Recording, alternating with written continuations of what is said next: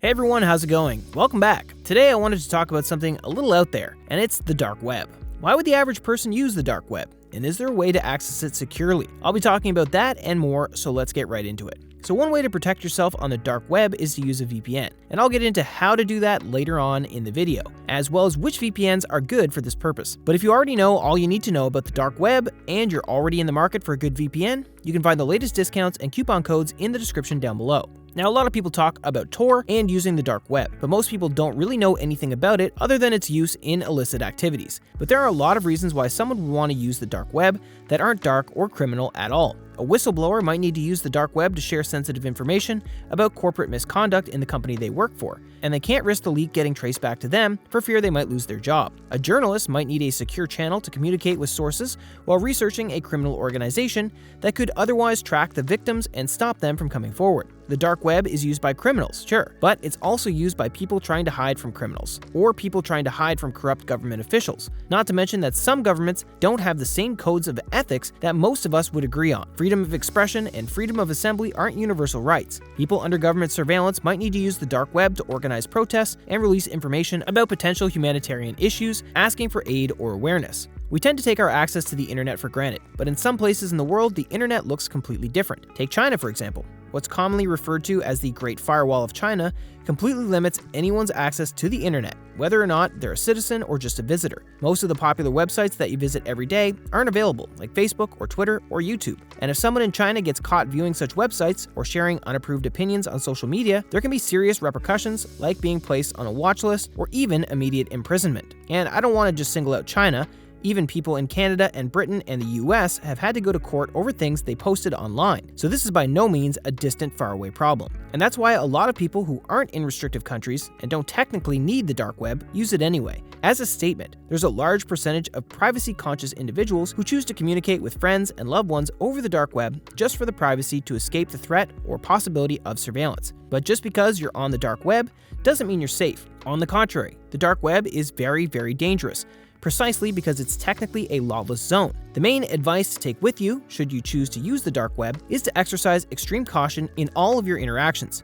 Don't download anything. Make sure the device that you're using to access the dark web isn't available for others to access, especially children. Don't even risk them coming into contact with the device. You can also use a non-admin account on the device, so in case malware gets downloaded onto your system, it won't be able to run, because those usually require administrative permissions. Basically, assume that everyone is out to get you. Don't give anyone your information. Create throwaway accounts specifically for the dark web, and don't use any of your real identifying material for any transaction. Don't use your actual bank information. Use prepaid cards if you have to. Keep in mind that the dark web is filled with phishing scams. There's even a theory that all those hire a hitman services that you can supposedly do on the dark web are just elaborate scams to steal money from people who won't be able to report it. What's someone gonna say to the police? The hitman I hired scammed me? That's just a funny thing I found out, but the point is that there's a constant threat on the dark web. Now, most people access the dark web through Tor or the Onion Routing Project. Basically, you can think of Tor as a web browser like Google Chrome or Firefox, except that it's designed for accessing the dark web safely,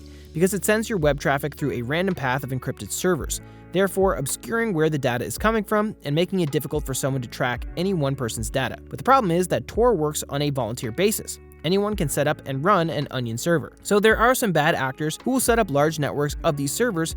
We're talking thousands of servers, and they'll monitor and comb through the traffic, which means they might be able to track your data and location. That's why you should never use your real location on the dark web. And that's where VPNs come in. One of the main ways you can protect yourself while using the dark web is to use a VPN, because the main function of a VPN is to encrypt your data and mask your IP address, essentially providing a way for you to hide your identity online. Also, when you're using Tor, your ISP, and by extension, probably your government, can see that you're using Tor, which might bring you some unwanted attention. So it's absolutely crucial you use a VPN while on the dark web. And there are a couple that I would recommend, namely ExpressVPN or NordVPN. I would mostly recommend ExpressVPN because they have a proven privacy policy that was tested in an actual government surveillance situation. In 2017, the Turkish government seized one of Express's servers during an investigation, and they weren't able to find any useful data about Express's users because the data was never collected to begin with. And that's because Express doesn't use hard drives to store data. They use RAM-only servers, which essentially means that there are no storage drives connected to the servers. This is what's known as having a no-logs policy. So Express really isn't interested in collecting your personal data, which is exactly the kind of service you need if you're using the dark web in a restrictive country. Now, while Express is my top pick for a VPN to use, I'm mentioning Nord here because they have a specialty server that's designed for using Tor called the Onion over VPN.